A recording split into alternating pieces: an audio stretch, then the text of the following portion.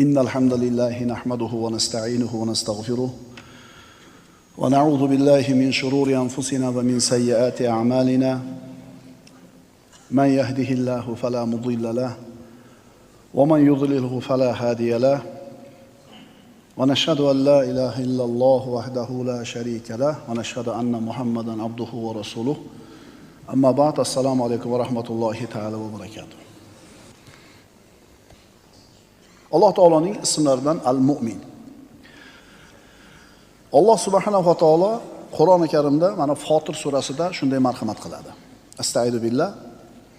Ma yaftahillahu lin-nasi min rahmatin fala mumsika lah va ma yumsik fala mursila lahu min ba'di. Alloh odamlar uchun ne bir rahmat, marhamatni ochib qo'ysa, bas uni ushlab to'sib qoluvchi bo'lmas va neni ushlab qolsa, bas u zot ushlab qolgandan so'ng u narsalarni bandalarga biron yuborguvchi bo'lmas. Alloh taolo bir bandaga rahmat berishini xohlasa, hech kim uni to'sib qola olmaydi. Butun dunyo ahli uni to'xtatishga harakat qilsin, lekin qo'lidan kelmaydi. Endi aksincha Alloh taolo bir narsani man qilib qo'yadigan bo'lsa, har qancha urinmasin, hech kim unga u narsani bera olmaydi. 21-asrning vabosi bu mashhurlik degan kasallik. Mashhur bo'lishlikni xohlaydi hamma. Agar Alloh taolo bir bandani mashhur qilishni xohlasa, o'zi bilgan yo'l bilan mashhur qilib qo'yadi. Uni xohlamasa ham. Ammo Alloh xohlamagan bo'lsa mashhur qilishlikni, o'zini o'tga uradi, cho'qqa uradi, nima bo'lmaydi? Birodarlar, mashhurlik yaxshi narsa emas. Ishonaveringlar, yaxshi narsa emas. Ayniqsa men yoshlarga aytyapmiz bu narsani. Yaxshi narsa emas mashhurlik, gap qisqasi. O'sha mashhur bo'lgan artistlardan, aktyorlardan, qo'shiqchilardan, xullas mashhurlik balosiga mubtalo bo'lganlardan so'raylar-da, o'zi avvalgi hayotim yaxshi edi ekan deydi. Birodarlar, yolg'iz Alloh taoloning o'zi hukm qiladi. Hamma ish Alloh taoloning qo'lida. Ato qiladigan, man qiladigan o'zi, ko'tarib tushiradigan o'zi, aziz qilib xor qiladigan o'zi. Agar shunga iymoningiz komil bo'lsa, qalbingiz xotirjam bo'ladi. Kim aytgani bo'ladi? Allohda aytgani bo'ladi. Deysiz tamom. Narx-navo bilan ham, ob-havo bilan ham ishingiz yo'q. Chunki u narsalar ob-havo, narx-navo, ko'chada bo'layotgan bir xil hodisa, voqealar sizni unga hech qanaqa aloqangiz yo'q. Siz hech narsa qila olmaysiz. Siz o'zingiz qiladigan, qo'lingizda bo'lgan narsa bilan ovoring, u yog'ini kimga tashlang? Allohga tashlang. Demak, biz birodarlar Alloh taoloni Al-Mu'min degan ismini o'qiyapmiz. Mana shu ismdan oladigan xulosamiz bittasi, Alloh taoloning mulkida hech kimga zulm qilinmaydi. Alloh taolo omonlik beradi hammaga. Alloh taoloning mulkida hech kimga zulm qilinmaydi. Mana zulm nima? Zulm haq egasini haqqini bermaslik. Adolat nima? Zulmni teskarisi. Adolat har bitta haq egasini haqqini berishlik. Kim nimaga loyiq bo'lsa, shuni olishligi adolat. Endi kim nimaga loyiq bo'lsa, shu narsani ola olmasa, unga berilmasa zulm bo'ladi. Mana zulm haqida bugun ko'proq gaplashamiz. Zulm haqida bir qancha oyatlar nozil bo'lgan. Astagfiru billah. Innalloha la yazlimu mithqala zarra. Albatta Alloh taolo birovga bir zarra vaznicha zulm qilmas. Zarra bilasizlar, haligi xonada quyosh nuri tushib turgan bo'lsa bir teshikdan chang ko'tariladi-da, qarasizlar shu quyoshning nurida shu chang ko'rinadi. Shu zarra. Vazni yo'q uni. O'shuning uchun havoda uchib yuribdi. Alloh taolo birovga shuncha ham zulm qilmaydi. O'zi zulm degan so'z Alloh taologa umuman ishlatib bo'lmaydi. Zulm Alloh taolo o'ziga harom qilgan amal. Keyingi oyat. Wala yuzlamuna fatila. Va ularga qilchalik zulm qilinmas. Endi qil har qalay ko'rinadi, yerga tashlasa tushadi, vazni bor. Keyingi oyat. Wala yuzlamuna naqira. Ularga zarracha zulm qilinmas. Niso surasi. Keyingi oyat. La zulmal yawm. U kunda hech qanday zulm bo'lmaydi. Chunki qiyomat kunida adolat qoyim bo'ladi. Hukm faqat Alloh taolaning qo'lidami? Mahluqotlar faqat eshitib, guvoh bo'lib qabul qilishidan boshqa ishi yo'qmi? Hamma ishni Alloh taolo o'zi yechadimi? Demak, adolat bo'ladi, u yerda zulm bo'lmaydi. Dunyoda zulm bo'ladi. Chunki odamlarning qo'lida ham qandaydir quvvat bor, hukm bor, imkoniyat, iqtidor bor, zulm qilishi ham mumkin, adolat qilishi ham mumkin. Lekin qiyomat kunida faqat Alloh taolaning aytgani bo'ladi, binobarin u yerda zulm bo'lmaydi. Keyingi oyat. Astagfirullah. Fala tuzlamu nafsun shay'a wa in kana mithqala habatin min khardalin atayna biha wa kafa bina hasibin. Bas biron jonga zarracha zulm qilinmas. Agar xardal o'simligining urug'idek yaxshi yoki yomon amal qilingan bo'lsa, o'shanada keltirarmiz. Biz o'zimiz yetarli hisob-kitob qilguchidirmiz. Dunyoda ba'zida yaxshi bir maqtovga loyiq, mukofotga loyiq, sanoga loyiq ish qilasiz. Birov bilmaydi, birov maqtamaydi, mukofot bermaydi, minnatdorchilik bildirmaydi. Lekin Alloh taolo bilib turadi buni. Yoki katta bir zulmni qilib qo'yadi-da, hech kim unga jazo bera olmaydi. Dunyoda qolib ketishi mumkin, ishlar mukofotlanmasdan yoki jazolanmasdan. Endi qiyomat kunida Alloh taolo aytayapti, xardal o'simligini urug'ichalik, ya'ni juda ham kichkina yaxshilik qilsa ham yoki shu o'simlikda urug'ichalik kichkina yomonlik qilsa ham qiyomat kunida albatta olib kelib qo'yamiz deyapti. Faman ya'mal mithqala zarratin khayran yara va man ya'mal mithqala zarratin sharran yara. Misqoli zarra yaxshilik bo'lsa ham qiyomatda ko'radi. Misqoli zarra yomonlik bo'lsa ham qiyomatda ko'radi. Voy birodarlar, oxiratga bo'lgan iymon, qiyomatga bo'lgan iymon musulmonning qalbini tamomiy xotirjam qiladi. Ayniqsa zulm ko'rganida, ayniqsa uning huquqlari poymol bo'lganida, ayniqsa tuhmatga qolganida, ayniqsa bo'xtonga qolganida, beayb jazolangan paytda nima deydi? Qiyomat bor-u deydi. Shundaymi? Agar qiyomatda borligi iymoningiz komil bo'lsa, adolatda borligi ham komil bo'ladi iymoningiz. Alloh subhanahu va taolo hadis qudusiyda shunday deydi: Ya ibadi, inni harramtu zulma ala nafsi va ja'altuhu baynakum muharraman fala tazalamu. Ey bandalarim, zulmni men o'zimni nafsim uchun harom qildim. Zulm Alloh uchun harom. Alloh zulm qilmaydi. Uni sizlarni o'rtanglarda ham harom qildim. Bir-biringlarga zulm qilmanglar. Zulm nima ekan? Haqdorni haqqini bermaslik. Mashinangizni qizdirmasdan haydadingiz, haqqini bermadingiz, bir 10 minut qizish kerak edi. Mashinaga zulm bo'ldi. Hayvoningizga keragidan oshiqcha yuklab ko'tarib ketyapsiz, yuklab. Zulm qildingiz. Charchadingiz. 8 soat yurib keldingiz, O'shbishga mashina minib, charchadingiz. Organizmga nima berish kerak? Dam berish kerak. Yo'q, klient bo'lib qolsa shaq o'tirib ketaverasiz. Siz zulm qildingiz. Kimga? Kimga? O'zingizga ham, mashinangizga ham, klientingizga ham. Uxlab qolsangiz nima bo'ladi? Tushunarlimi? Ya ibadi, innama hiya a'malukum deydi Alloh taolo bu hadis qudusida davomida. Ey bandalarim, mana bular sizlarni qilgan amallaringlar. Xolos. Men ularni hisoblab qo'yaman. Shunga qarab sizlarga to'liq jazo, mukofot beraman. Qiyomatga borganda bir odam mukofot olsa, Alloh taolo qilgan amaliga yarasha berdi. Endi jazo bergan bo'lsa, u ham amaliga yarasha bo'ldi. Faman wajada khayran falyahmadillah. O'zini qilgan amallaridan yaxshilikni topgan bo'lsa, Allohga hamd aytsin. Va man wajada ghayra zalika. Endi boshqa narsani topsa, ya'ni jazoni, yomonlikni topsa, faqat o'zini malomat qilsin. Chunki la zulmal yawm, qiyomat kunida hech qanday nima bo'lmaydi, zulm bo'lmaydi. Shuning uchun birodar, hayotingizda bir sizga yoqmaydigan ishlar sodir bo'layotgan bo'lsa, topganingizda baraka bo'lmasa, ishingiz yurishmayotgan bo'lsa, jamiyatda o'rtasida hurmat e'tiboringiz yo'q bo'lsa, xullas, bo'lsa. Alloh meni taqdirimga shunaqa yomon kunni yozgan ekan deb taqdirga tuhmat qilmang.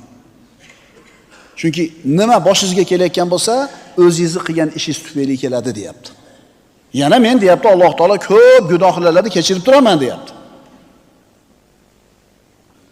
Alloh taoloning sifatlari mutlaq, ya'ni mutlaq komil.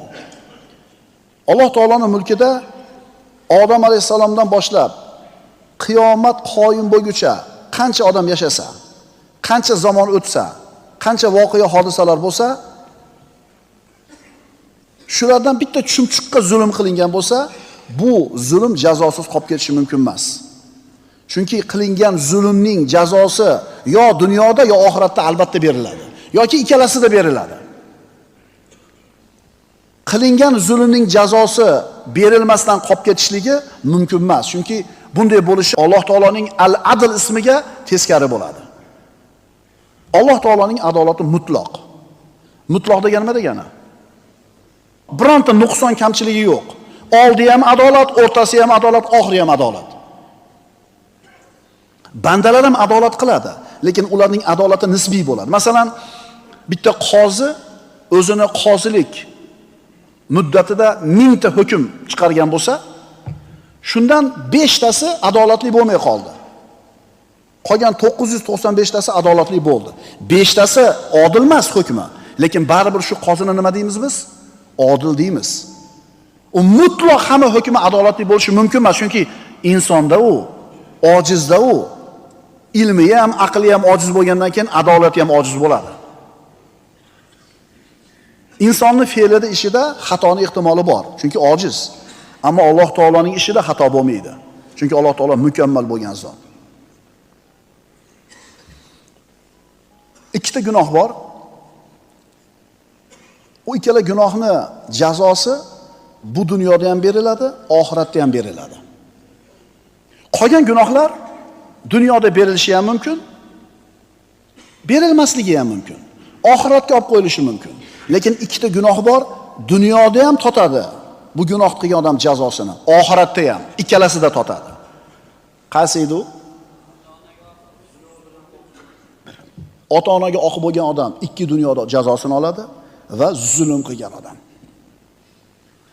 Mansabi bilan, quvvati bilan, xullas bir narsasi bilan odamlarga zulm qilib yashagan odamni zulm qilgan paytda ko'rasalarda, otda turgan paytida bir muddat o'tgandan keyin yo'q bo'lib ketdi. Surishtiringda.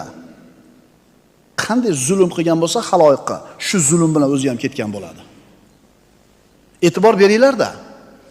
Faqat esimizdan chiqarib qo'yamizda biz. Shuning uchun zulmni ehtiyot bo'laylik, birodarlar. Zarra vazncha zulm qilinmaydi. Qilchalik zulm qilinmaydi. Zarracha zulm qilinmaydi. Bu kunda hech kimga zulm qilinmaydi. Alloh taolo bandalarga zulm qiluvchi bo'lmadi. Mana oyatlarning mazmuni. Zulm sha'nini Allohdan nafiy qilish. Nima degani bu? Zulm degan tushunchani Alloh taologa nisbat qilmaslik degani. Alloh degani bu adolat degani. Alloh degani zulm degani emas. 10 tadan ortiq bo'lgan fe'llarni nafiy qilishni ulamolar shunday deb atashadi. Masalan, Ahmad ismli odam bor. Sen o'g'rimisan desiz, yo'q deydi. Shuni o'zi yetadimi? Yo'q. Agar Ahmad hurmat, e'tiborli, o'zini qavmini obro'li kishilardan bo'lsa, bu gap yetmaydi. Nima deyish kerak u? Nima deyapsan? Men o'g'ri deyapsanmi? Mendan o'g'irlik bo'lishi mumkin emas. O'g'irlik haqida o'ylashim ham mumkin emas. Men bu narsaga rozi bo'lmayman. Agar hurmat, e'tiborli odam bo'lsa, yo'q, men o'g'ri emasman degan gap bilan kifoyalanmaydi, birodarlar. Shuning uchun Alloh taolo zulm qiladimi desa, yo'q deb qo'yishni o'zi kifoya qilmaydi. Alloh taologa zulm degan so'zni yaqin olib kelib bo'lmaydi. Ma kana Allohu liyazlimahum. Alloh zulm qiluvchi bo'lmadi. Ya'ni bir qavmga Allohning balosi keldi. Shamolmidi, suvmidi, yer titrashimidi, qo'yinki bir tabiiy ofat keldi, balo keldi, yo'q bo'lib ketdi. Qirib tashladi Alloh taolo ularni, tag tomiri bilan. Keyin aytayapti, Alloh ularga zulm qiluvchi bo'lmadi. Ular o'zlariga zulm qilishib oldi. Alloh taoloning adolati qoyim bo'ldi. Alloh zulm qilmaydi. Shuning uchun farzandingiz nobob bo'lib, kuydirgi bo'lib, qaqshatib, to'yg'izgan bo'lsa, ey Xudo, Shunaqa farzand ham berasanmi? Qaysi qilgan gunohim uchun deyish kufrga yaqin bo'lib qoladi. Sizni qilgan ishingiz, sizni yegizgan noningiz, sizni odamlardan qarg'ish olganingizni oldida hamma bolangiz emas, bitta bolangizlar kuydirgi bo'ldi. Agar Alloh taolo adolat qilganda hamma bolangiz kuydirgi bo'lish kerak edi. Lekin bittasidan totyapsiz. Shuning uchun farzandidan ozgina musibat tortayotgan birodarlar oramizda bor bo'ladigan bo'lsa, bolalarni malomat qilmaylik. Ma'qulmi? Qandoq balo kunda tug'ilib qolgan ekansan? Nimaga palonchini bolasida qilmassan demanglar. Chunki u palonchini bolasi bu farzand ota-ona uchun yo mukofot yo jazo. Nimani eshitsang, o'shuning uchun mana yoshlar eshitib qo'yinglar shu narsani. Katta tof kelish shart emas. Halol tof kelish shart. Chunki siz katta topa olmaysiz, yozmagan bo'lsa. Siz halol yoki harom qilish ixtiyoringizda. Allohdan zulm degan so'zni nafiy qilamiz. Alloh zulm qilishi mumkin emas. Uni ishida xato bo'lishi mumkin emas. Unda domla nimaga yer qimirlayapti? Nimaga shamollar, to'fonlar, urushlar, kasalliklar, zilzilalar, vulqonlar, tsunamilar, ochliklar bo'lyapti? Buning hikmati nima deysizda? Javob: Alloh taolaning har bitta ishi adolatli. Faqat uni adolatini tushungani seni aqling ojizlik qiladi. Allohning adolatini idrok qilishlikka seni aqling ojizlik qiladi, chunki aqlingning chegarasi bor. Faqat nodir, mustahil hollarda Allohning adolatini tushunib yetishing mumkin. Allohning adolati, Allohning ishi komil, seni aqling ojiz. Sen ojiz aqling bilan Allohning komil ishini, komil adolatini idrok qilaman deb urinma. Lekin ba'zi bir holatlarda aqling yetib qoladida subhanalloh deb orasan. 70 dan o'tgan otasini so'dirab urib ketyapti bir kuch quvvatga kirgan, 30 ga kirgan bola. Otasini urib so'dirab ketyapti. Buni ko'rib turib, Alloh xohlagani uchun shunday bo'lyapti-da deysiz. Ha? Alloh xohlamasa bu otasini urmas edi. Alloh quvvat bermasa otasiga qo'l ko'tarmas edi. Bunda nima adolat bor? Boqib katta qilib qo'yganda, kuch quvvatga kirganda, otasi qaraganda shunaqa qilib urganida nima adolat bor desa, biz aytamizki, birodar, bu odamning hayoti 70-yilda bo'lsa, demak 70-seriyasida turibdi. Bu odamning 69 seriyasi bor hayotida. Sen agar ana shu 69 seriyasini ham ko'rganingda 70-seriyada nimaga kaltayotganligini tushunar eding. Sen 70-seriyasini ko'rib turib, adolatsizlik bo'lyapti demagin. Qaraginda, bu kinoda 30-seriyasida bu kaltayotgan oqsoqol ham o'zini otasini urgan edi. Adolatmi endi? Adolat bo'ptimi? Ha, Alloh taolaning ishi komil, adolati mutlaq. Endi komil mutlaq adolatni ojiz aqling bilan idrok qilaman deb urinma. Aqling yetmaydi. Lekin ba'zi bir holatlarda tushunganingda nima deb olasan? Subhanalloh. Chunki ma asobakum min musibatin fabima kasabat aydikum va yafu an kathir degan Alloh. Nima musibat yetsa o'zingni qilgan ishing tufayli yetadi. Ya'ni men ko'pini kechirib turaman deydi. Demak, zarra vaznicha zulm qilinmaydi, qilcha zulm qilinmaydi, hech kimga zulm qilinmaydi. Hardal o'simligini urg'uchalik bo'lsa ham Alloh taolo olib kelib qo'yadi qiyomat kunida. Alloh zulm qiluvchi emas. Demak, birodar, sen Alloh taoloning Al-Mu'min degan ismiga iymon keltirgan bo'lsang, bilginki Alloh hech kimga zulm qilmaydi. Nima keragi bor Allohga bandalarni azoblashligini? Allohga o'zi bu narsani keragi bormi? Ha? Alloh komil, Allohus somad bo'lgan zot. Hech narsaga muhtoj emas. Alloh taolo aytadi, astagfirullah, ma yaf'alullohu bi azabikum in shakartum va amantum. Bandalar, agar shukr keltirib mo'min bo'lsanglar, Alloh sizlarni nimaga azoblasin? Demak, mo'min bo'lmading, shokir bo'lmading, ina balo keldi, ina jazo keldi. Demak, bizda agar iymon bilan shukr bo'lsa, ustimizga Allohning balosi kelmas ekan, jazosi kelmas ekan, birodarlar. Qur'onda Alloh taolo siz bilan bizga hali bo'lmagan ishlarni bo'ldi deb aytgan. Masalan, astagfirullah, ata amrullohi fala tastajilu. Allohning farmoni, ya'ni qiyomat kelib qoldi. Hali qiyomat qoyim bo'lmadi, lekin Alloh qoyim bo'ldi deb aytayapti. Biz Qur'onda kelgan xabarni garchi u ish hali bo'lmagan bo'lsa ham, payg'ambarimiz sollallohu alayhi vasallam kelajakda bo'ladigan ishlarni xabarni bergan, garchi sodir bo'lmagan bo'lsa ham, bo'lgandaqa qabul qilishimiz kerak. Ko'zimiz bilan ko'rganda ishonishimiz kerak. Shunda bizning iymonimiz komil iymon bo'ladi. Qur'ondagi ko'p oyatlarda Alloh taolo zulm qilmasligini xabarini berdi. Birodarlar, bu hayotda dunyo nima? Bu hayotda dunyo sinov, imtihonlar hovlisi. Vaqtinchalik hovli. Bu dunyo har qancha uzoq bo'lmasin, 1000 yil yashang, 5000 yil yashang, oxirat hayotining oldida hech narsa bo'lmay qoladi. Misol, qo'lingizda daftar turibdi, qalam turibdi. Bir raqamini yozing. Yozdingiz. Orqasiga 3 ta nol qo'ying. 1000 bo'ldi. Yana 3 ta qo'ying. Million bo'ldi. Orqasiga 15 ta nol qo'ying.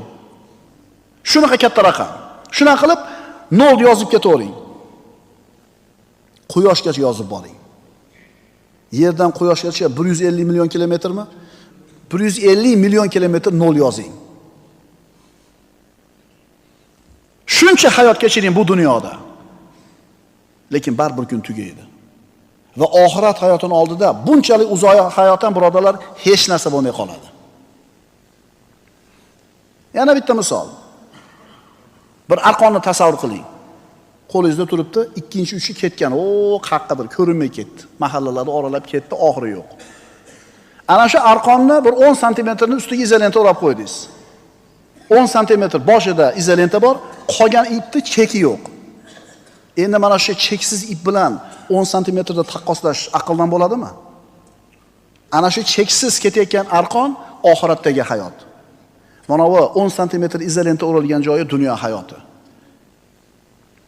Endi mana shu 10 santimetrlik hayot uchun abadiy hayotdan voz kechishlik, kufrga yurishlik aqlli odamning ishi bo'ladimi? Birodar, dunyoda 1000 yil yasha. Qo'lingda hamma matohi bo'lsin dunyoni. Shuncha yil sog' salomat bo'l. Dunyoni hamma huzur halovatini tot. Lekin baribir oxiratda oldida bu hayoting nol bo'lib qoladi. Savol. Hozir mana o'tirganlarning ichida bironta odam bormidi 100 yil burun? Yo'q edi, yo'q edi. Xo'p, shu o'tirganlardan birontamiz 100 yildan keyin qolamizmi yer yuzida? Qolmaymiz. La zulmal yawm. Bu kunda hech qanday zulm bo'lmaydi. Birodarlar, har bitta haq egasi qiyomat kunida haqqini albatta oladi. Jazoga loyiqlar jazosini albatta oladi. Mukofotga loyiqlar mukofotini, hamma o'ziga tegishlisini oladi. Yutuq nimada? Yutuq oxiratni qo'lga kiritishda. Yutuq oxiratda kulishda. Dunyoda kulish bu yutuq emas. Chunki haqiqiy kulish oxiratda bo'ladi. Falyawmallazina amanu minal kuffari yadhakun. U kunda deydi Alloh taolo, mu'minlar kofirlarning ustidan kuladi. Hozir kulishyapti-yu mu'minlarning ustidan kofirlar. Qoloqligi, iqtisodiy orqadaligi, dunyo fanlaridan orqadaligi, ko'chalarimiz, qo'yinki turmush tarzimiz ustidan kulyaptimi kofirlar? Qiyomat bo'lsin birodarlar, biz ham kulamiz. Lekin u kunda kulishlik haqiqiy kulishlik bo'ladi. Chunki birodarlar, o'lim. Hamma narsani yo'q qiladi. Boyni boyligini yo'q qiladi. Kambag'alni kambag'alligini, sog'ni sog'ligini, boyni boyligini, quvvatlini quvvatini, faqirni faqirligini, chiroyini ketkizadi. O'lim dunyodagi hamma narsani yo'q qiladi. Shuning uchun birodarlar, agar shu dunyo matohidan qo'limizga ancha-muncha tegmay qolgan bo'lsa, ko'p ham siqilavermaylik. Ya'ni necha yil yashamoqchisiz? Mana savolda necha yil yashamoqchisiz? Tegdi, tegmadi, xullas Alloh taolaning taqdiri. Oxiratga intilaylik birodarlar. Mutlaq yomonlik. Bu koinotda mutlaq yomonlik bo'lishi mumkinmi, yo'qmi? Mutlaq yomonlik degan narsa bo'lmaydi. Nima degani? U shunaqa bir yomonlikki, hamma yo'g'i yomonlik. Bironta yaxshiligi yo'q. Shunday yomonlik bor bo'lishi mumkinmi? Mutlaq yomonlik. Yo'q, birodarlar. Mumkin emas. Qanaqa yomonlik bo'lmasin, uni orqasida bitta yaxshiligi bor. Masalan, pulingizni birov tortib qo'ydi. Yomonlikmi? Yomonlik. Qiyomatga qoldi foydasi. Yoki sizga zulm qildi birov, urib tepkilab ketdi. Yomonlikmi? Yomonlik. Qo'lingiz sindi, burningiz sindi. Foydasi nima? Qiyomatda olasiz. Qo'lingiz sinib qoldi. Yomonlikmi? Yomonlik. Yaxshiligi nimada? Gunohlarga kafforat. Qarang. Qanaqa yomonlik sodir bo'lgan bo'lsa, orqasida bitta yaxshiligi bor. Eng kamida bo'lmasam 4 ta yaxshiligi bor. Biz faqat yomonlikni ko'raveramiz-da. Bu borliqda mutlaq yomonlik bo'lmaydi. Yomonlik bormi? U mutlaq emas, nisbiy u. Uning orqasida albatta nima bor? Yaxshiligi bor. Demak, banda Alloh taolaning adolatini o'zini ojiz aqli bilan doim ham idrok qila olmaydi. Faqatgina nodir holatda idrok qilishi mumkin. Mana shu zulm ham birodarlar mutlaq emas. Zulm ham nisbiy. Ya'ni aytyapmiz-ku, sizga zulm qildimi? Yomonlik deb o'ylayapsiz, o'zi aslida orqasida nimasi bor siz uchun? Foydasi bor. Xo'p, masalan, mansabdor odam o'tirib, xalq pulini yedi. Xalqqa ko'mir yetmay qoldi. Yoki qandaydir asfaltni pulini yeb qo'ydi, 1 metr ko'cha tor bo'lib qoldi. Yoki saqchini pulini yeb qo'ydi, asfalt sifatsiz bo'lib qoldi. Xalqning pulini yedi. Xalq uchun yomon bu. Bu mutlaq yomonlikmi? Yo'q, nisbiy yomonlik. Chunki qiyomatda o'sha boyaga amaldor beradi, yana bo'ladi haqqini.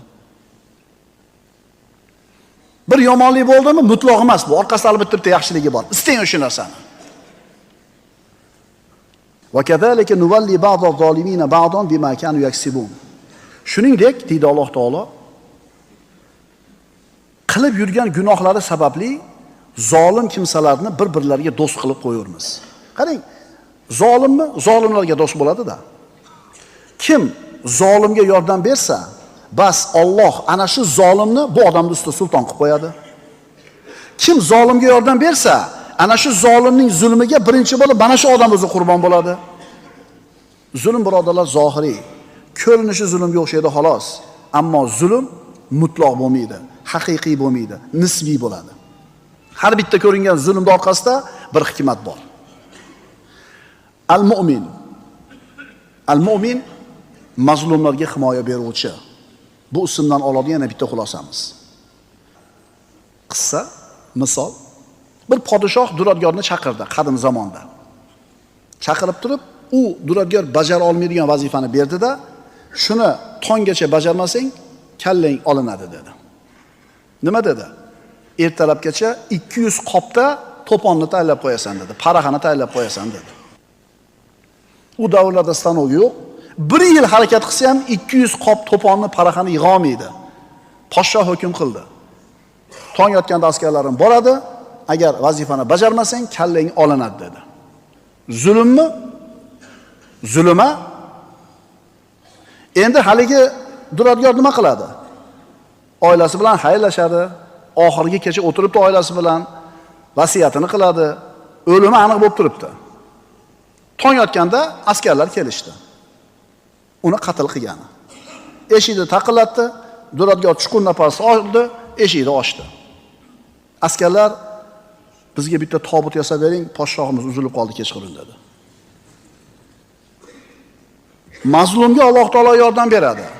Alloh taoloning Al-Mu'min ismidan yana bitta oladigan xulosamiz shu. Qul man biyadihi malakutu kulli shay'in wa huwa yujiru va la yujaru alayh. Ayting, deydi Alloh taolo Qur'onda.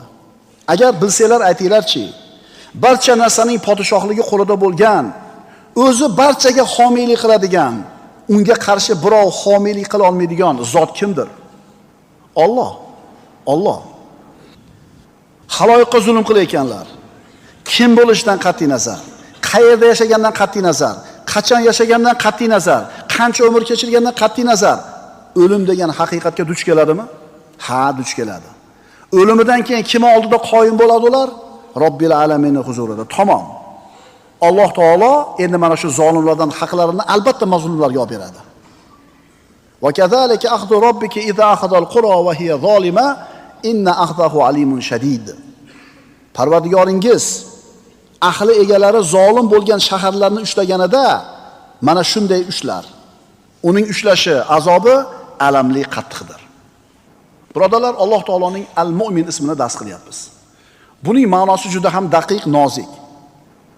Bu ismni bizning hayotimizga bo'lgan aloqasi juda ham aloqasi qattiq. Al-Mu'min, xotirjam bo'l. Alloh mazlumga yordam beradi. Alloh zolimning jazosini beradi. Alloh taolo hech kimga zulm qilmaydi.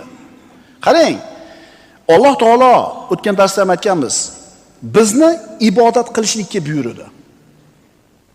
O'ziga qulchilikka buyurdi.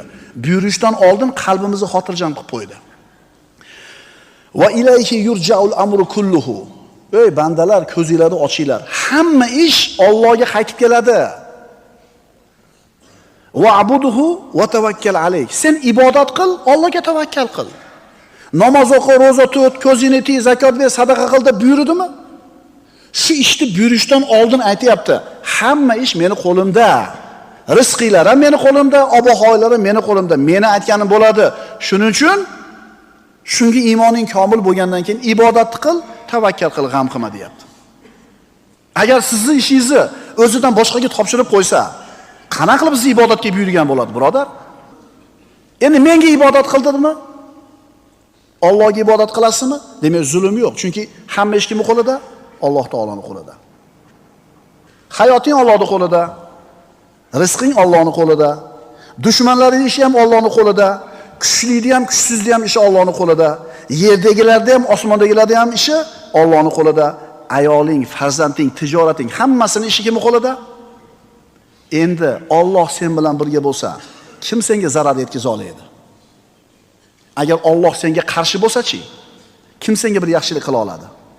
Shuning uchun aytamiz, Parvardigor, seni topgan banda nimani yo'qotibdi? Parvardigor, seni topmagan banda nimani topibdi? Alloh taolo aytayapti: "Ey banda, meni talab qil, topasan. Agar meni topsang, hamma narsani topding. Agar meni topmasang, hech narsani topmading. Men sen uchun hamma narsadan ko'ra sevimliroqman." Siz bilan biz birodarlar, har kuni, har lahzada Robbimizning mana shu ismi, Al-Mu'min ismiga juda ham muhtojmiz. Chunki Al-Mu'min bo'lgan Robbimiz xotirjamlikni beradi. Biz Alloh taoloning va'dasi bilan xotirjam bo'lishimiz kerak. Alloh taolo o'zini zimmasiga bizni bir haqqimizni qo'yib qo'ydi. Bizni Allohning ustida haqqimiz bor. U qanaqa haq? U shuki, agar biz Allohning o'ziga xolis to'g'ri ibodat qilsak, u Alloh bizni azoblamaydi. Va ma kana Allohu liyadhibahum va anta fihim va ma kana Allohu mu'adhibahum va hum yastaghfirun. Ey Muhammad alayhisalom, modomiki siz ularning orasida ekansiz, Alloh ularni hargiz azoblamas. Payg'ambar turar ekan bir qavmning ichida balo kelmaydi uyiga. Endi payg'ambar ketdi. Endi nima bo'ladi? Va ular mag'firat so'rab turgan hollarida ham Alloh ularni azoblaguvchi emasdir. Oramizda payg'ambar alayhisalom yo'qlar, ketganlar. Endi biz oramizda iymon bo'ladi, amal bo'ladi, istig'for bo'ladi, Allohning balosi kelmaydi. Aks holda bu balolar bandalar ustilarida haq bo'lib qoladi. أقول قولي هذا وأستغفر الله لي ولكم إن الله وملائكته يصلون على النبي يا أيها الذين آمنوا صلوا عليه وسلموا تسليما والسلام عليكم